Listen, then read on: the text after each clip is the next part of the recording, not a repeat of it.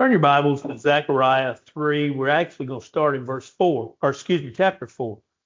But we looked last week at chapter 3, and I wanted to go over some of the applications that I thought were really good out of this chapter. The book of Zechariah, as Zechariah is trying to encourage the folks, God is, of course, doing the work. Zechariah is doing the work, if you will, but God is, of course, directing. Zechariah is encouraging people to get back to work, to rebuilding walls. And Zechariah's message is much different than Haggai's. Haggai was very direct to the point. A couple of 3 chapters, wham bam, he's done. Zechariah is lengthier. Zechariah spends the first 6 chapters dealing with 8 different visions. And those visions are a little short. Some have speculated that they may have been the same night. They may have been very close in time. But those visions over whatever period of time it might have been, that God revealed to Zechariah were really positive messages that were to be conveyed, which he did, to the children of Israel so that they would want to get to work. They would want to rebuild the wall. We looked at when you get to the 3rd chapter, you're ready for the 4th one, but we looked at the first 3, the first 4. The first one promised that the temple would be rebuilt. The second one promised that the enemies and their powers would be cast down. In other words, opposition would be overthrown. The third one said that Jerusalem would be inhabited. It would be without walls, but it would be a city that would be inhabited. Now, it's interesting because that's true. Nehemiah goes back and rebuilds the walls several years later, but nevertheless, the promise at that time was that Jerusalem would be inhabited. And then the 4th one just talked about the cleansing of the priesthood. The priesthood was such that they could not officiate the service. This is not something that was new. I was reading from my devotional reading this morning. I was reading about Hezekiah in the book of 2 Kings, and really had forgotten about the fact that when Hezekiah, who was a righteous king, when he went about rebuilding or cleaning out the temple and restoring it and reviving the worship, that the one thing that they had to do was they had to delay the feast, Passover. Why? Because they didn't have enough priests to perform the service, and so they had to consecrate the priest in order to get enough to have the festival or the service that they were supposed to have. So the idea of consecrating the priesthood was not new, but at least from a historical standpoint, but it was something that was going to have to be done. And Zechariah reminds them that this is what's going to happen, that the priesthood will basically be brought back, and they'll be consecrated again, and they'll be allowed, of course, to perform the service. Well, there's a lot of things in there, and I hope you kind of glanced over them again today. But when you think about, well, what can we learn out of the 3rd chapter? There's several things, especially out of the first part of the chapter. God's grace is greater than our failures. If you look in verses 3 and 4, basically God's going to take care of it. And we fail a lot, but God's grace is far greater than our failures. A second lesson we learn is that God sees potential when others see failure. Folks looked at Jerusalem and said, no, we can't do it. And that's one of the reasons behind all of the visions, but also the 4th vision. We can't do this. This is an impossible task. One of the things that's going to come up, and it came up a little bit in the 4th chapter, it is going to come up here in the next couple of chapters, or 3rd chapter. I keep saying 4th chapter, excuse me, 3rd chapter. It's going to come up in the 4th and 5th chapters. And that is that they did not restore the temple to its grandeur or opulence that it had when Solomon built it, but it was still functional. And so while they may sit back and Zechariah is going to kind of prod them along and say, even though it's not to that point, it's still worthy and it's still that which can be used by God. Well, we see a little bit of that already here in the 3rd chapter. We also see that verse 7, we find out that with restoration there comes responsibility. And there was going to become responsibility to especially Joshua the high priest. You recall we talked a little bit about Joshua the high priest last week, verses 6 and 7. But there were certain responsibilities that he was going to have to take on. And God says, if you look there in verse 7, if you will walk in my ways, and if you will keep my command, then you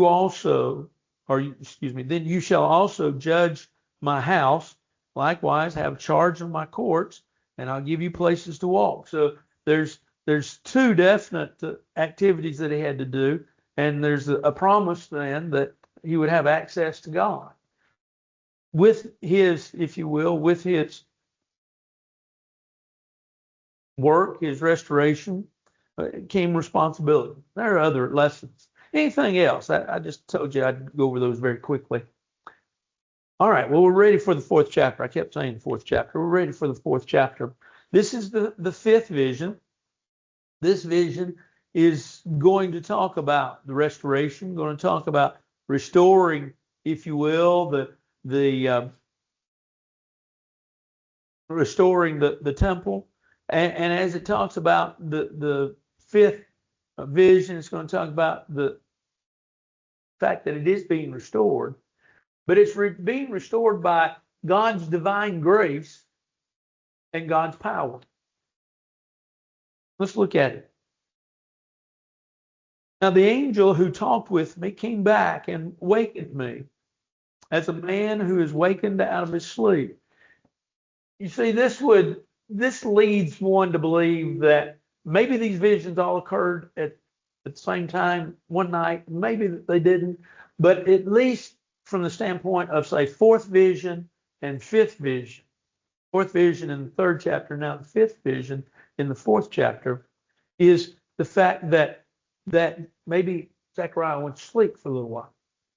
But he wakes up, the angel wakes him up out of his sleep, and he says to him, "What do you see?" I thought that one commentator had an interesting thought. He said, really what the question does is it gets Zechariah to focus in on what's happening. In other words, it wasn't just a flippant question on what do you see. He's trying to get him to sort of wake up a little bit, see what's being told to him, seeing what God has given to him. And so Zechariah begins to refocus on what's going on. Imagine he might be a little tired. If this is happening all one night, I mean, he's seeing a lot. And he's probably fighting against it. I woke up the other night, stayed awake for an hour or so. Happens occasionally.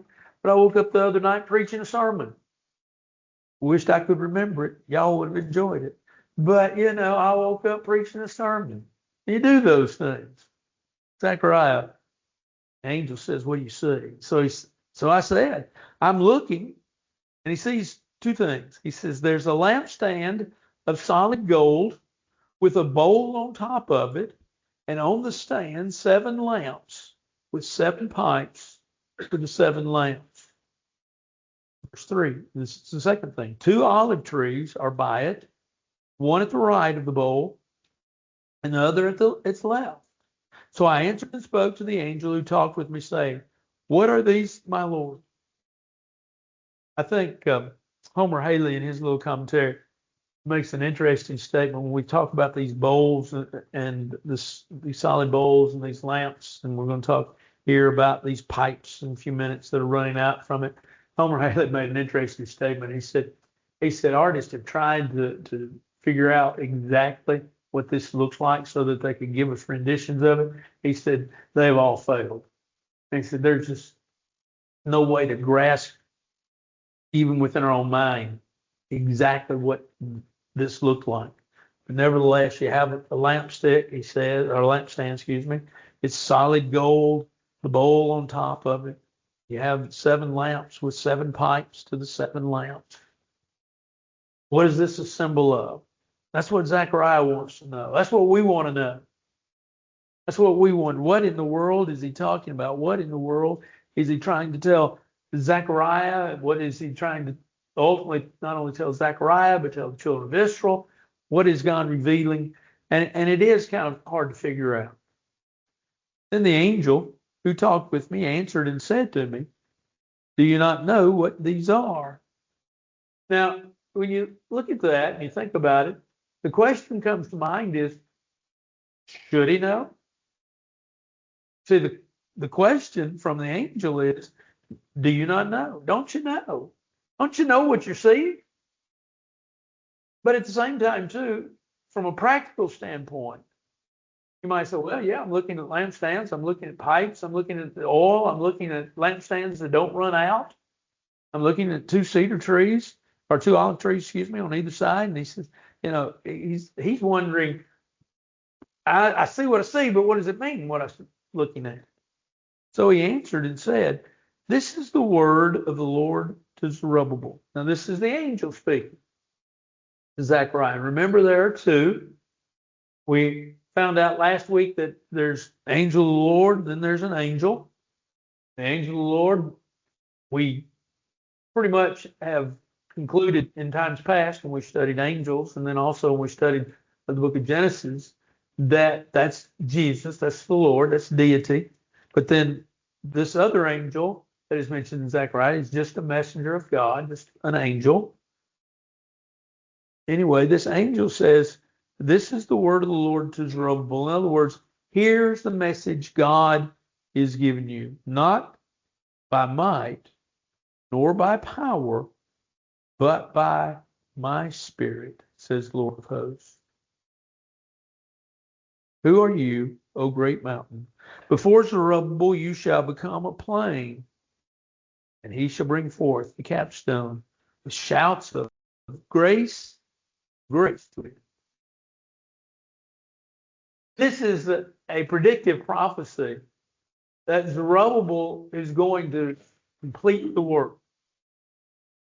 Notice that he talks about how that he'll stand on the plain, he'll bring the capstone, he'll bring that finishing stone, that last little touch that finishes it all off.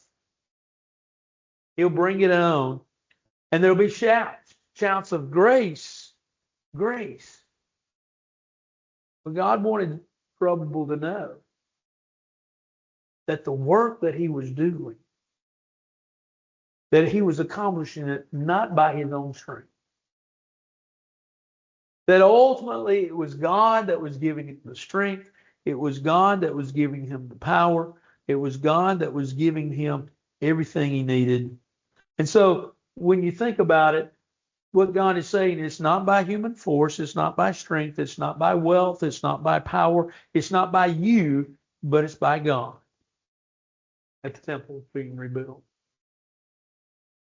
That's a message that Judah, of course we call it Israel, but Judah needed to hear. That's a message that Zerubbabel needed to hear. That's a message that we need to hear. We accomplish what we accomplish, but it is God that ultimately gives us the strength. It is God that gives us the ability. It is God that works through us, excuse me, to accomplish his work. And that's as it was in Zechariah's day, it's the same as it is today. Moreover, the word of the Lord came to me saying. So this seems to be now not the angel speaking to Zechariah, but more of a direct revelation from God, or maybe part of his vision from God directly to Zechariah. Notice what he says. The hands of Zerubbabel have laid the foundation of this temple. His hands shall also finish it. Then you will know that the Lord of hosts has sent me to you. The idea of Zerubbabel laying the foundation is true, but not true, right? You might say, oh, the Bible's not true. Well, remember that this was sort of the, for lack of a better term, the reconditioning of the temple. The temple had been destroyed, but it was there in pieces, bits and pieces, you might say, small bits and pieces. Zerubbabel really, though, had to start from scratch. And he says, Zerubbabel laid the foundation of the temple, but he'll finish it as well. There's a promise. Now, granted, it takes them quite a while to finish, but there's the promise that God is promising. In other words, get to work, because, first of all, God's going to help you. He's going to give you the strength that you need. You're going to be able, secondly, you're going to be able to complete the task. This is not going to be a task that is undone. The promise is that they'll be able to see it to completion. And notice he says, then you'll know that the Lord of hosts has sent me to you. You'll know. You'll know the message. For who has despised the day of small things? For these 7 rejoice to see the plumb line, the hand of Zerubbabel. They are the eyes of the Lord, which scan to and fro throughout the whole earth. We know the eyes of the Lord do scan. Matter of fact, this is probably, at least that I recall, and I didn't definitively look this up, but this is the 3rd time in the Old Testament that this is used. The idea of the eyes of the Lord and the eyes of the Lord scanning the whole earth.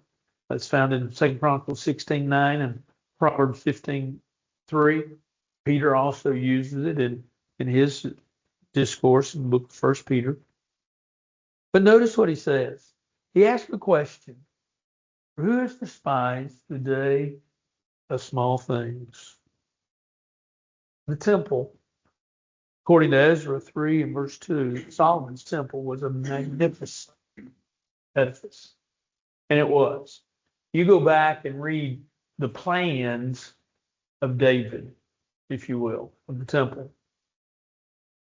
You read those, 1 Kings, 1 Chronicles. Well, 1 Kings really is probably the best rendition of getting it all without having to jump around through 1 Chronicles. And we understand that, of course, David wanted to build it, couldn't build it. Solomon built it, but the plans and all of the grandeur and opulence of the temple, and all of it was, as David told Solomon, that's for God. Then you get down to Zerubbabel years later, having to rebuild the temple. And like I said a while ago, it's not to the opulence. It doesn't have the, if you will, doesn't have the shine on it that it had with Solomon's temple. And so there's then the thought, well, maybe this is not as good. We don't like this. This isn't the way it was. This isn't the way way it was when we left it, or when our fathers left it. Remember, they were taken away into Babylonian captivity. We don't like it this way. And so the question is asked, who despises the day of small things? The thought then should be, don't be concerned with the opulence, but with the function. When I was in Freed-Hardeman, one of the classes, and they still, I think, have to take it before they can get out of school, Freed-Hardeman, is a class called Values. Values in Thought and Human Action is what it is. It's a class that seniors take. It's supposed to make you think. And it's based upon the idea of values. Values are different than ethics. Values are what you value, for lack of over-defined term. In our values class, we had to debate. And so I was taking Ralph Gilmore, and me and Cameron Trawl, whose dad was a missionary in the Philippines, took the side that you did not need expensive, ornate buildings, church buildings, to worship God. And the other side, Michael Roof and another fellow, took the other side. It's an interesting thought. It came back to me as I thought about this today. What kind of building do we need? Well, from a standpoint of command, none. From a standpoint of getting it done, from a standpoint of really just being able to complete the function of the command of worship, we need building. Well, how beautiful does it need to be? It needs to be nice enough that it attracts people. You might say, well, that's putting your money in the wrong place. Our day and age is different. If you go to Paris, Kentucky, Cane Ridge, and you go look at the meeting place there, the old Cane Ridge meeting place, you find a place that was very rough, and that in many ways sort of where in this area the restoration movement kind of started, not completely, but close enough. You find a very rough cabin, log cabin. You find it rough in many different thoughts and angles. You find it rough not only in the material that was used and the finish that was made, you also find it rough from the standpoint of it's small. Matter of fact, when they had the meeting at Cane Ridge, folks were outside, all around the building, and then they were having meetings, if you will, other meetings out in the yard or out in the fields around the building because not everybody could get to the building. The building itself had a place. That's kind of found an interesting article that Ken gave me Sunday. The building itself had a place for slaves that was different from where the whites worshiped. That was part of the period of time in which it was. But you look at that and you say, boy, that was very important in our history. And you can point to a lot of different places like that through time. And you might say, well, today it has to be a little fancier. Yes, it does. Because people look at things a little differently. But the real reality of it is a functional building where the gospel's preached is what's important. And so Zechariah asks a question. Well, the question is asked, Zechariah, who despises the day of small things? And then in that, notice that the response for these seven rejoice to see the plumb line in the hand of Zerubbabel. Who's these seven? Don't know. I don't know. I'll feel like that. You may, I don't. But he talks about the plumb line, the perfect place. It's going to be perfect. It's going to be perfect from the standpoint of we're going to put the right things in the right place. Use the plumb line, make it square, make it right. We're going to the perfect place, the perfect plan, and the plan's going to be complete. And the Lord's going to watch all of this. Then I answered and said to him, what are these two olive trees at the right of the lampstand and at its left? And I further answered and said to him, what are these two olive branches that drip into the receptacles of the two gold pipes from which the golden oil drains? And he answered and said, don't you know what these are? And I said, no, my Lord. He said, these are the two anointed ones who stand beside the Lord of the whole earth.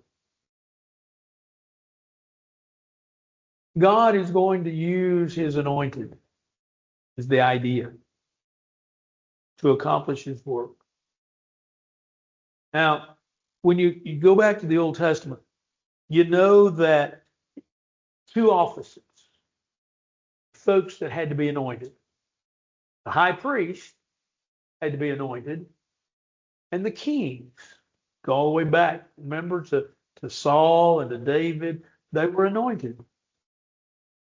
And so you say, well, then what does that have to do with this? Well, think about the fact that the promise that God, I think, is making is that through the high priest Joshua and through Zerubbabel, who was the acting governor of that land at that time, because that's how Cyrus had sent him back as, that God's going to accomplish his task through those two. And then he says, and then he thinks about, if you think about, well, what about all this with regards to the light? Well, doesn't God give light? God brings light to the subject. And the light that he brings, especially to this subject, now you can look at that as two or three different ways. But the constant light in the temple, you look at it that way. You could look at it from the standpoint of God gives light. He's given light to the fact that this is a work that's going to be completed. And so he is enlightened, or he has shown the light to these folks to tell them, get to work. It's going to be done. Or the fact that he is lighting to show them who's going to lead them. There's several different ways of looking at that, but that gives you an idea that God does give light. He gives light in his temple. He did, he does, and he does in Zechariah's day as well. But it's the promise then that ultimately the work's going to be done. Zerubbabel and Joshua, the high priest, are going to be very important in the scheme of things. And just know that while it may not be as grandiose as Solomon's temple was, it is still going to be that which is usable, and it is going to be one which the Lord will watch, and the Lord will make sure that it's just what he wants and needs. Any question about the fourth chapter? Well, here's some quick application that we might make from it. First of all, God's work is not just accomplished by human strength. We need God. We depend upon God. We rely upon God. And when we begin to rely upon our own strength and that alone, then we've gone out, if you will, on proverbial limb in which we're sawing the backside of it off behind us. It's closest to the tree. We've got to have God. We've got to have God to help us. We didn't talk about this. Verse 7, it talked about a mountain. Well, what was the mountain? Well, the mountain was probably the obstacles that would come about. He says, who are you, O great mountain? The obstacles that would come against Zerubbabel. People, their opinions, their ideas, enemies, others that oppose the idea, oppose the work, anybody that'll slow it down. And you always have those. I say, oh, preacher, that's an exaggeration. Nehemiah had those. Sanballat, Tobiah. You can go through all the Old Testament history that we've gone through in the last 5-6 years. And one of the things we find out is that there was always an enemy, whether it was a group or whether it was a few or one or two, that were always opposed to the work of the Lord. This mountain would get in the way, but yet God says, oh, we'll take care of that. Another lesson we might learn is finish what God's called you to start. Recall in Haggai, and remember, Haggai and Zechariah were delivered to the same people, really about the same thing, about 6 months apart. The two, Haggai, when Haggai closed his book, if you will, Zechariah was probably about 6 months later that Zechariah gave his revelation. There was the admonition from Haggai. Quit sitting in he called it sealed houses. It's just the idea of paneled houses. Quit sitting in your paneled houses. Get up, get out, get to go and get to work. Finish what God's called you to do. Don't despise the small things. Not everything has to be great and big. Got several more. God sees what others miss. The eyes of the Lord run to and fro throughout the whole earth. On and on we could go. Anything else? The fourth chapter. Trees being an inexhaustible source all in all to keep the lamp. I didn't think you try to explain it that way. Maybe you didn't have a footnote on that kind of way to explain that David's line of king and the high priest would keep. Yeah. Should, maybe they won't eventually, even though they don't, but. Yeah, in the temple itself, the priest, that was one of their daily functions, was to make sure that there was oil within the candlesticks, because they had wicks and they had candles, but not like what we think of as form candles. They were oil pretty much. And so they would have to go in and they would have to make sure that they were still lit and that they were continuous. They didn't go out. And so the idea is that here in verse 12, that the same thing, the oil would be constant. That it wouldn't, which would ultimately mean, if that's true, you wonder, is he saying God's going to provide through a miracle, or if God is just saying the priesthood will come back into effect and perform their daily duties as they should? Probably the latter. But now it's great. Good point. Good question. Why do you think some of these visions are not as straight to the point as they could be? I know we're getting ready to look at one in the next chapter that's a little stranger. Oh, yeah. But it's like, we could have just said in 2 sentences X, Y, Z and move on. But go through these visions that are somewhat strange. Yeah, somewhat. I'm like Homer Haley. Try to draw this scandal. You can't do it. Why? I don't know. I got to think about that today. I thought one of the thoughts that I had was that they understood, and they understood what was being said, and we don't. I think is a large part of it. But other than that, I don't know. It is there. Yeah. 5th chapter. The 5th and 6th chapters are not easy. One commentator that I read back a few weeks ago made the statement. He said Zechariah is just difficult. Haggai was very, like I said at the opening, it was very straightforward. It's very easy to follow. Zechariah is not, because you have especially these visions and the way that they're written, and you could say it probably in 2 sentences, 3 sentences. I don't know. Haggai or Zechariah is basically the Old Testament version of Revelation. Yeah, well, yeah, that and Ezekiel. Yeah. No, I feel like not that. meant to understand. Yeah. The people who heard it that day. Yeah. Probably understood what was going on. Yeah. Let's see. Not this Sunday. This Sunday we're going to talk about the value of the soul. But the next Sunday, so that's the 16th. Sunday morning, we're going to talk about assurances found in the book of Revelation. I got to look, and I really haven't. I've alluded to Revelation a bunch of times, but I really haven't preached anything out of it except for chapter 21 and 22 on heaven. Yeah, the signs and the symbols in the book of Revelation were very much understood by folks of that day, and we have an idea, but how good of an idea? And I'm like you say, I agree. That's what's weird in this chapter is it's like it goes round and round, and he says, "Do you know what you're seeing?" He's like, "No, I don't." Yeah. So, I identify with them. we don't either. That's right. I identify with them. What's going on? Anything else? Hey, run back there and see if you can catch somebody came to the door. Jim, you might want. There's two people.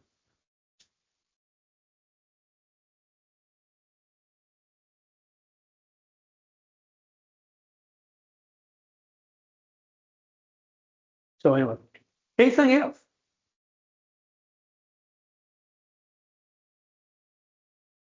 Well, I won't start the fifth chapter. Fifth chapter, though, if you go on, thank y'all.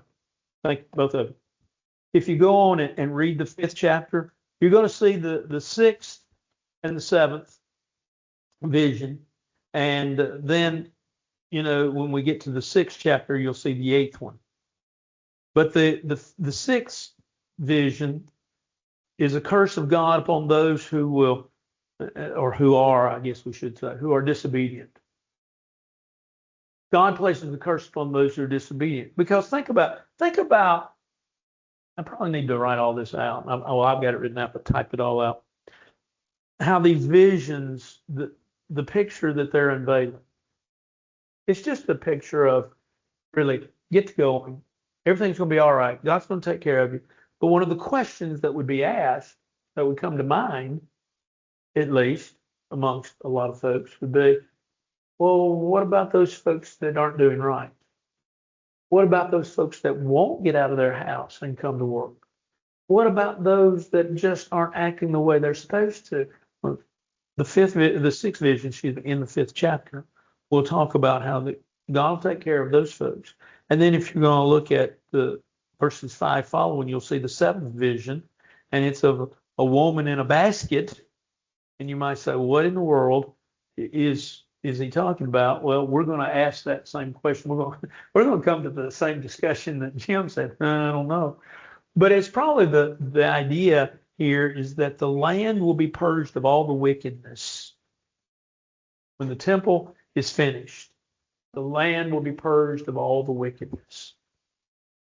And so look at the first part of the fifth chapter. You say God's going to take care of those that are dishonest, those that are the breakers of the law, and then he's going to purge out the wicked from the temple and the land when the temple is built.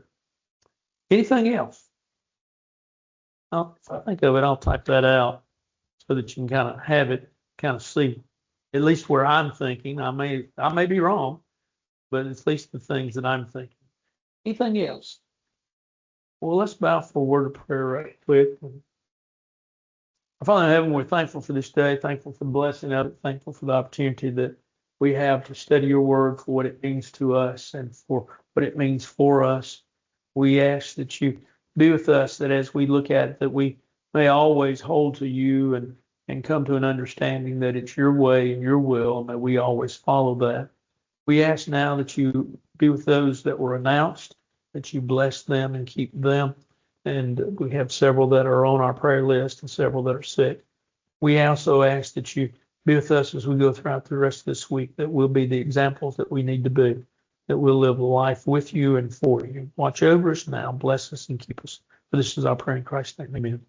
Thank y'all.